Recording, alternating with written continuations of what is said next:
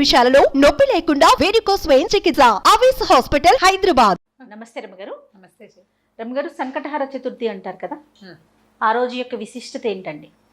సంకటహార చతుర్థి అంటే శుక్ల చవితి కాకుండా కృష్ణ చవితి, అంటే పౌర్ణమి తర్వాత వచ్చే చవితిని సంకటహార చతుర్థి అంటారు. ఆ రోజును కనుక పూజ చేస్తే సంకటాలు తొలుగుతాయని, కష్టాలు తొలుగుతాయని చెప్తారు. మామూలుగా మనకేమిటి, వినాయకుడికి ఎప్పుడు చేసుకుంటాం మనము? ఈ భాద్రపద శుద్ధ చవితి నాడు వినాయక చతుర్థి, ఆయన జన్మదినమని, ఆ రోజు ఆయన జన్మించాడని భావించి ఆ రోజే గణాధిపత్యం వచ్చిందని అయ్యవారికి అవాళ పూజ చేసుకుంటాం. అయితే అన్ని నెలల్లోనూ, ప్రతి నెలలోనూ కూడా పౌర్ణమి వెళ్ళగానే వచ్చే 4వ రోజుని సంకటహర చతుర్థిగా భావించి పూజ చేస్తారు. చవితి వినాయకుడికి ఇష్టం. ఈ కృష్ణ చవితికి కనుక పూజ చేస్తే ఆ రోజు సంకటాలు తొలగుతాయని, ఏ కష్టంలో ఉన్న వాళ్ళైనా అవాళ పూజ చేస్తే విశేషమైన ఫలితం లభిస్తుందని చెప్తారు. ఈ దానికి చాలామంది రాజులు ఈ పూజ చేసి చాలా అద్భుతమైన ఫలితాన్ని పొందిన వాళ్ళు, అట్లా మంచి మంచి కథలు చెప్పబడ్డాయి. కథ చెప్పుకుందాం, ఎలా చేయాలో పూజ చెప్పుకుని కథ తర్వాత చెప్తాం. అలాగేనండి. సంకటహర చతుర్థికి ఏంటంటే ఉదయం ఉపవాసం ఉండి సాయంకాలం చంద్రోదయం అయ్యాక పూజ చేసుకుని భోజనం చేస్తారు. వినాయక పూజ. వినాయక పూజ అంటే వినాయకుడికి మన సంబంధించిన స్తోత్రాలు చదవటం. సాధారణ పూజ అయినా కూడా వినాయక సంబంధమైన స్తోత్రాలు చదువుకోవాలి. చంద్రోదయం అయ్యాకే పూజ చేయాలి. ఆయనకి ఇష్టమైన కుడుములు, ఉండ్రాళ్ళు అవి నివేదన చేస్తారు. గరిక సమర్పించటము. ఏకవింశతి పత్ర పూజ చెప్పరు సంకటహర చతుర్థి. ప్రధానంగా చేయాల్సింది ఏంటంటే దూర్వాయుగ్మ పూజే. ఎక్కువ లేవు, 21 దూర్వాంకురాలు లేవు, 2 దూర్వాంకురాలైనా సరే సమర్పించి పూజ చేసుకోవాలి. వినాయకుడిని తలుచుకుని పూజ చేయటం. పగలు ఉపవాసం దీని నియమం. పొద్దుటిపూట ఉపవాసం ఉండాలి. చవితిని జ్ఞాపకం పెట్టుకోవాలి ప్రత్యేకంగా. చాలామంది ఏం చేస్తారంటే దేవాలయానికి వెళ్ళిపోతారు. చవితి నాడు సాయంకాలం దేవాలయానికి వెళ్ళిపోతే వినాయకుడికి పూజ చేస్తారు. దగ్గరుండి పూజ చేసేసుకుని ఇంటికి వచ్చి భోజనం చేసేయచ్చు. ఇంట్లోనే అలా చేసుకుందాం అని భావించేవాళ్ళు కుడుములు కానీ, ఉండ్రాళ్ళు కానీ ఏదైనా ఒక పదార్థం చేసుకోవటం. సూర్యాస్తమయం అయ్యాక దీపారాధన చేసుకుని చంద్రోదయం అవుతుండగా గణపతి పూజ. మన దగ్గర ఎట్లాగో గణపతికి సంవత్సరం అంతా చేసుకునే పూజ పుస్తకం ఉంటుంది కదా, ఏటా చేసుకునేది. ఆ పుస్తకం ఆధారంగానే చక్కగా చదువుకోవటం, స్తోత్రం, ఆయనకి పూజ అది సమర్పించి తర్వాత నైవేద్యం పెట్టి హారతి ఇచ్చి ఇవాళకి అయిపోయింది భోజనం చేయటం. అది ఎట్లా అంటే ప్రతి నెల కనుక చేస్తే చాలా విశేషమైన ఫలితాన్ని ఇస్తుంది. పిల్లలు ఇబ్బందుల్లో ఉన్న వాళ్ళకి సంతానం తాలూకు ఇబ్బందులు తొలుగుతాయి. సంసారపు కష్టాలు వాళ్ళకి దొరుకుతాయి. వ్యాపారంలో ఎన్నిసార్లు మొదలుపెట్టినా వ్యాపారం ఆగిపోయేవాళ్ళు, తర్వాత ఉద్యోగార్థులు ఏ ఉద్యోగము రాని వాళ్ళు, అలాంటి వాళ్ళు ఈ సంకటహార చతుర్థి చేస్తే, అది ఎట్లా చేస్తామంటే వినాయక చవితి నాడు చవితి చేసుకుంటాం. అవునండి కదా. వినాయక చవితి తాలూకు పౌర్ణమి వెళ్ళాక మనకి పెద్దల రోజులు మొదలవుతాయి. మహాలయ పక్షాలు. మహాలయ పక్షాల్లో మొదలు పెట్టరు. మహాలయ పక్షాలు అంటే పెద్దల రోజులు అంటారు, పితృపక్షాలు కదా. అందుకని భాద్రపదం వెళ్ళాక ఆశ్వీజ చవితి నుంచి మొదలు పెట్టుకోవాలి. సాధారణంగా 5 చవితులు చేసుకోవటం, లేకపోతే 9 లేదా 11 చవితులు చేయటం. 11 అంటే మనం ఆశ్వీజం మొదలు పెట్టామనుకోండి, ఆశ్వీజము, కార్తీకము, మార్గశిరము, పుష్యము, మాఘం 5 రోజులు, 5 నెలలు. తర్వాత చైత్రము, వైశాఖము, జ్యేష్టము, ఆషాఢము, శ్రావణము, అక్కడికి 10 రోజులు, 10 నెలలు. తర్వాత వచ్చేది ఏమిటి? వినాయక చవితి. శ్రావణం తర్వాత వచ్చేది వినాయక భాద్రపదం. ఇది 10 కృష్ణ చతుర్థులు చేసి 11వది ఈ శుక్ల చతుర్థి మన వినాయక చవితితోటి పూర్తి చేసుకోవచ్చు. ఒకవేళ ఏడాదంతా చేయదలుచుకున్న వాళ్ళు కనుక ఇట్లా చేయొచ్చు, ఇలా చేసుకోవచ్చు. లేదా 5 చవితులు చేసుకుంటున్నా సరే. కొంతమంది 2 చవితులు చేసే విధానం కూడా ఉంది. ఒకటి సంకష్టహర చతుర్థి చేసుకోవటం, ముందు చవితి కూడా ప్రతి నెలలో వచ్చే 2 చవితులు వినాయక పూజ చేసుకోవటం, వినాయకుడికి దేవాలయానికి వెళ్ళటం. ఒకవేళ చవితులు చేసుకోవటం మా ఇంట్లో లేదండి, మా వాళ్ళు ఎవరు చేసుకోరు, మొదలు పెట్టాలంటే భయం వేస్తుంది, కొంతమంది కొత్త మొదలు పెట్టడానికి భయపడతారు కదా, అలాంటి వాళ్ళు ఈ చవితి నాడు జ్ఞాపకం పెట్టుకుని దేవాలయానికి వెళ్ళి దర్శనం చేసుకోండి. పిల్లల ఇబ్బందులు ఏమైనా ఉంటే పిల్లల్ని కూడా ఈ దేవాలయానికి తీసుకెళ్ళి చక్కగా నమస్కారం చేయించి, 10 గుంజీలు చేయించి వాళ్ళతో ప్రదక్షిణ చేయించి నమస్కారం చేయిస్తే సంకటాలు తొలుగుతాయి అని చెప్తారు. దీనికి పూర్వ కథ ఏం చెప్తారంటే, కృతవర్మ అని ఒక రాజుగారు ఉండేవాడు. ఆయనకి చక్కగా భార్య ఉండేది. చాలా అన్యోన్యమైన దాంపత్యం. చాలా కాలం ఆయనకి పిల్లలు పిల్లలు కలగలేదు. కలగకపోతే ఆయన ఏమనుకున్నాడంటే చాలా దుఃఖపడేవాడు. ఇప్పటికీ సంతానం కలగటం లేదు, నేను ఈ రాజ్యం నాకొద్దు, ఈ రాజ్యమే నాకు వద్దు, నేను రాజ్యాన్ని వదిలిపెట్టి వెళ్ళిపోతాను అని చెప్పి తన మంత్రుల్ని సామంతుల్ని అందరినీ పిలిచి వాళ్ళకి రాజ్యపు బాధ్యతలు అప్పచెప్పేశాడు.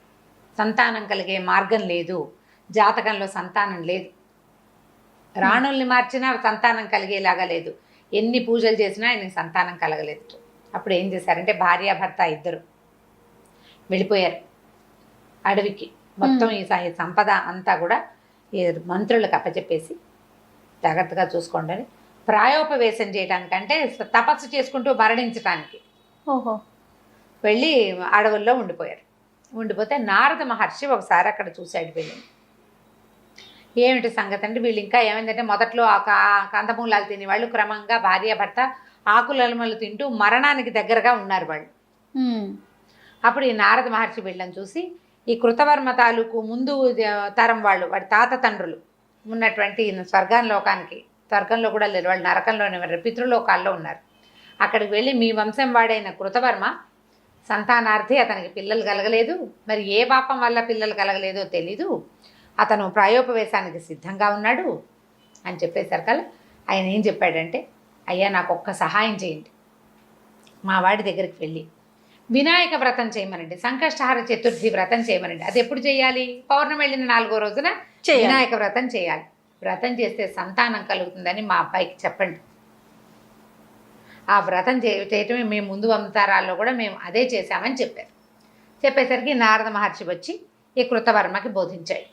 నాయన సంతానం లేకపోతే ఇట్లా చేయకూడదు, ప్రాయోపవేశం చేసి నువ్వు పోయావనుకో మీ పితరులు మీ తాత తండ్రులు ఏమవుతారు? అవును, వాళ్ళకి నీళ్ళు ఇవ్వడానికి నీకు కొడుకైనా ఉండాలి, కనీసం కూతురుంటే దౌహిత్రుడైనా ఇస్తాడు. అవకాశం లేకుండా చేసేస్తావు, నీ తాత తండ్రులంతా బాధపడతారు, నీ పితృదేవతలు దుఃఖపడుతున్నారు, నువ్వు ఇక చతుర్థి వ్రతం చేసుకో అని చెప్పేసరికి ఆయన సరేనని ఈ సంకటహార చతుర్థులు చేయటం మొదలుపెట్టాడు. అనతి కాలంలోనే ఆయన భార్య గర్భవతి. సంతానం కోసం మరి తపస్సు ఈ తపశ్చర్య మానేసి పూజ చేసుకోవడం మొదలుపెట్టి సంసారంలో పడ్డారు. మళ్ళీ వాళ్ళు గర్భవతి అయ్యేసరికల్లా అబ్బో ఎంతో సంతోషించారు, వేడుకలు చేసుకున్నారు. వీడు గర్భవతి అన్న కబురు తెలియగానే ఈయన రాజ్యానికి తీసుకెళ్ళిపోయారు వాళ్ళంతా వచ్చి.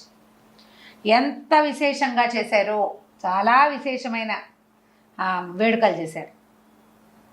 ఈయన ప్రతి నెల చేసేవాడు. ఆవిడ గర్భవతి అవ్వకముందు చాలా జాగ్రత్తగా చేశాడు. గర్భవతి అయ్యాక కొద్దిగా పూజ చేస్తూ ఉండేవాడు, బొమ్మోమ్ అనేవాడు. వచ్చేసింది కదా ప్రెగ్నెన్సీ. అయితే ఏమైంది, కొన్నాళ్ళకి ఆవిడే 10 నెలలు 11 నెలలు అయ్యాక కన్నది పిల్లవాడు. చంద్రుడు లాంటి ముఖం, ఎంత బాగున్నాడో పిల్లవాడు. కానీ చేతులు పాదాలు లేవు, అంగహీనుడైన కుమారుడు కలిగాడు. పిల్లవాడు మహాందంగా ఉన్నాడు, చేతులు లేవు, కాళ్ళు లేవు. ఆవిడ విపరీతంగా ఏడ్చింది. ఏం చేసుకోను ఈ శిశువుని నేను? రాజ్యానికి ఉత్తరాధికారి కావాలని, పెద్దలకి నివాపాంజలి ఇవ్వాలని కన్నాము, వీడికి చేతులు లేవు, కాళ్ళు లేవు, ఇంత అంగవైకల్యంతో పుట్టిన బిడ్డ భగవంతుడు ఎందుకు ఇచ్చాడు నాకు ఇటువంటి బిడ్డని? నేనేం చెయ్యాలి అని విపరీతంగా దుఃఖించింది. అయితే అప్పుడు 100 మంది ఋషులు వాళ్ళు వచ్చి, అమ్మ కార్యకారణ సంబంధం ఉంటుంది, ప్రతిదానికి ఒకటి జరిగిందంటే దానికి ఒక కారణం ఉంటుంది, ఇలా జరగడానికి దానికి ఒక కారణం. దీనికి ఇప్పుడు నీకు నీ పెద్దలకి నీళ్ళు ఇవ్వడం కోసం జన్మించిన కుమారుడికి చేతులు వస్తాయేమో రేపొద్దున, పిల్లవాడిని సంరక్షించండి అని చాలా చెప్పారు. చెప్పేసరికి సరే ఏం చేశారు, కృతవీర్యుని కుమారుడు కార్తవీర్యుడు అని పేరు పెట్టి పెంచుకున్నారు పిల్లాడికి 9 సంవత్సరాలు 11 సంవత్సరాల దాకా వయసు వచ్చింది. గొడుగు చేశారు. గొడుగు చేసిన అబ్బాయి జపం చేయలేడు, ఏం చేయలేడు, చేతులు లేవు కదా. అలాగే పెరిగాడు. రాజు చేయవలసిన క్రియగా చేసేసారు, యజ్ఞోపేతం వేసి పెట్టారు. అయితే అబ్బాయికి 11 సంవత్సరాలు వచ్చిన తర్వాత దత్తాత్రేయ స్వామి వచ్చారు ఇక్కడికి. వచ్చి నీ అపురూపమైన నీ కుమారుడిని చూడడానికి వచ్చాను నేను, చాలా అపురూపమైన కుమారుడు కలిగేట నీకు, వాడిని చూడడానికి వచ్చాను అంటే బాధపడ్డారు. కానీ వీళ్ళు ఆ పిల్లాడిని తెచ్చి చూపిస్తే ఆయన కృతవీర్యుడు చాలా దుఃఖపడ్డాడు. నేను సంకటహార చతుర్థులు చేశాను, చతుర్థి వ్రతాలు చేశాము కుమారుడు కోసం, ఎందుకు గణపతి నాకు ఇటువంటి కుమారుని ఇచ్చాడో తెలియలేదు నాకు అంటే, ఈయన ఏమన్నాడంటే, నువ్వు వ్రతం చేసేటప్పుడు ఆచమనాదులు సరిగ్గా చేయలే, చేయవలసిన క్రియలు కొన్ని సరిగ్గా చేయకపోవటం వల్లే ఉండవలసిన కొన్ని అవయవాలు లేకుండా పోయాయి. ఓహో. నీ తాలూకు కర్మానుభవం వల్ల నువ్వు పొరపాటు చేసావు, అది పిల్లవాడు అనుభవించవలసి వచ్చింది. వీడి అనుభవ కాలం తీరిపోయింది అని ఈ అబ్బాయికి ఏకాక్షర గణపతి మంత్రాన్ని ఉపదేశం చేశాడు. నాయన, గణపతిని ప్రార్థించు, ఈ జపం చేసుకో, గణపతిని కూర్చొని తపస్సు చెయ్యి, నువ్వు ఊహించలేనటువంటి గొప్ప అదృష్టం నీకు లభిస్తుంది, ఇవాళతో నీ దశ మారిపోయిందని చెప్పాడు. గణపతి మంత్రాన్ని తీసుకున్న పిల్లవాడు, నేను ఇక్కడ ఉండను, నన్ను అడవికి పంపించేసి. అడవికి పంపించాలంటే పిల్లాడు నడవలేడు, ఎవరినైనా పంపాలి. అప్పుడు ఒక మనిషి వాహనాన్ని ఏర్పరిచి, నరవాహనాన్ని, ఈ పిల్లవాడిని అక్కడి అడవిలోకి పంపించారు. పంపిస్తే అతను ఒక ఏకదీక్షతో కూర్చుని ఎంత తపస్సు చేశాడో కొన్ని సంవత్సరాల పాటు. చివరికి గణపతి ప్రత్యక్షమయ్యాట కార్తవీర్యుడికి. ప్రత్యక్షమయ్యి సహస్ర బాహువులు ఇచ్చాడు అబ్బాయికి. చేతులు లేని పిల్లవాడికి 1000 బాహువులు ఇచ్చాడు. పాదాలు వచ్చేసినాయి, ఈ చేతులకి 1000 చేతులు. ఒక చేతితో జపం చేయవలసిన జపమాలతి పలుతున్న వాడికి 1000 చేతులు వచ్చేసి ఇచ్చి అతను లేచి నిలబడితే ఆ ఆకారాన్ని చూడడానికి దేవతలు భూమి భయపడ్డారు. అంత శరీరం వచ్చింది అతనికి తపశ్చర్య వల్ల. దేవతలంతా ఓహో అన్నారు, నువ్వు సామాన్యుడివి కాదన్నారు, నీ అంత గొప్పవాడివి నువ్వేనన్నారు. దత్తాత్రేయ స్వామి వారి భక్తుడిగా మారాడు ఈ కార్తవీర్యుడు. చాలా విశేషంగా అప్పటి నుంచి ఎప్పుడూ నిత్యము కూడా ఈ గణపతి పూజని అతను చేసుకుంటూ ఉండేవాడు. ఈ కార్తవీర్యుడు ఎవరి అంటే సుదర్శన చక్రాయుధం తాలూకు అంశావతారం అని చెప్తారు. విష్ణు భక్తుడు ఆయన. ఇట్లా పుట్టాడు, దత్తాత్రేయ స్వామికి భక్తుడిగా మారాడు. సంకటహర చతుర్థి వ్రతం చేయటం వల్ల పుట్టిన కుమారుడు. ఆ చతుర్థుల్లోనే జపం చేయటం వల్ల అతనికి 1000 చేతులు వచ్చినాయని. తర్వాత ఆయనకి పరశురాముడి వల్ల ఆయనకి గర్భభంగం జరిగింది, శాప విమోచనమై మళ్ళీ సుదర్శన చక్రాయుధంగా మారిపోయి వెళ్ళిపోయాడు. కనుక ఈ విష్ణుమూర్తి అంశం కలిగినటువంటి దత్తాత్రేయ స్వామి త్రిమూర్తి అవతారుడు. దత్తాత్రేయ స్వామి భగవంతుడు తన భక్తుణ్ణి ఎట్లా కరుణిస్తాడంటే, ఒకటేమో దత్తాత్రేయ స్వామిగా వచ్చి ఇతనికి మంత్రోపదేశం చేశాడు. అవును. పరశురాముడుగా వచ్చి అతని శాప విమోచనం చేశాడు. తన భక్తుడైన సుదర్శనాన్ని తన చెంతకే చేరుకున్నాడు విష్ణుమూర్తి.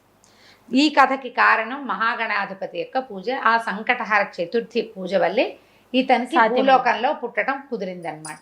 ఈ కథను చెప్తారు. సంకటహర చతుర్థి చేసిన వాడికి సంతానం లేని వాళ్ళకి సంతానం కలుగుతుంది. అందులో పొరపాట్లు చేయకూడదు, జాగ్రత్తగా చేయాలి. నియమం ఏవేవో పెట్టుకోవద్దు, సులువైన నియమం పెట్టుకోండి. పగలు ఆహారం తీసుకోము, అన్నం తినం, పగలు అన్నం తినం, రాత్రి అన్నం తింటాం. ఓకే. నువ్వు ఇంట్లో చేసుకుంటావా గుళ్ళో చేసుకుంటావా నియమం పెట్టుకో. అన్ని వారాలు ఇంట్లోనే చేసుకో, అన్ని నెలలు, లేదా అన్ని నెలలు దేవాలయానికే వెళ్ళు. నియమాలు తప్పద్దు. అంతకంటే పెద్ద హడావిడి ఏం లేదు అందులో. చాలా సింపుల్. పగలు ఉపవాసం ఉంటాం, సాయంకాలం చక్కగా కుడుములు వండుకుంటాం, బియ్యపు రవ్వ ఉడికించి వాటిని ఉండలు చేసుకుని దాన్ని మళ్ళీ ఇంకొకసారి ఉడికించి అది ఏమంటారు ఆవిరిలో పెడితే కుడుములు తయారైపోతాయి. వినాయకుడికి కుడుములు నివేదన చేసుకోండి ఇంట్లో చేసుకునేటట్టయితే. దేవాలయానికి వెళ్తే ఎట్లాగో పళ్ళు ఫలాలు పట్టుకెళ్తారు, అక్కడ చేసే విధానం ప్రకారం అక్కడ పూజా విధానం జరిగిపోతుంది. చొక్కొచ్చాక తినాలి.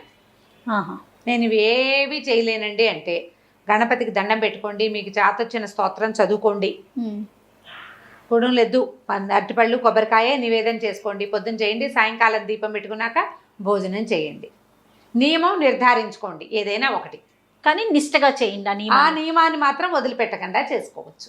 సంకటహర చతుర్థులు చేస్తే చాలా సమస్యలు తీరుతాయని చెప్తారు. సంకటహర వినాయక స్తోత్రం ఒకటి ఉంది, దాన్ని చదువుకుంటే చాలా ఫలితం లభిస్తుంది. ఈ పూజ చేసుకునే వాళ్ళకు కూడా అన్ని రకాల ఫలితాలు లభిస్తాయి. చాలా విశిష్టత ఉంది అయితే కదా రమ్మగారు. అవును, తప్పకుండా అండి. నమస్తే. నమస్తే జయ.